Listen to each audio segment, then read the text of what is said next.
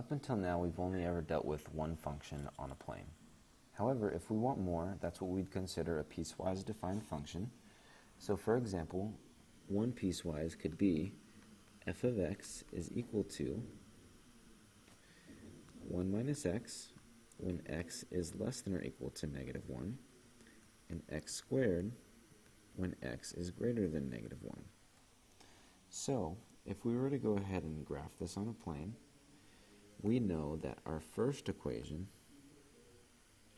is only going to be defined when it's less than negative 1. And our second equation is only going to be defined when it's greater than negative 1.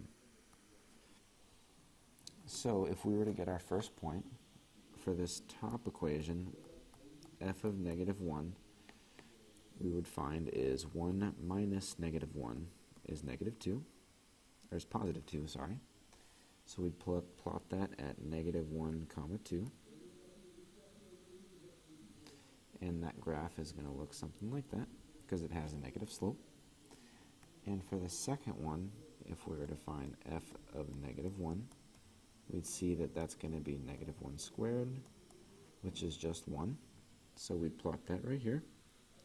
That's going to be an open hole because the domain of this second equation has to be greater than negative 1. It cannot lie at negative 1 because that's where our first equation is. And that equation will look something like that.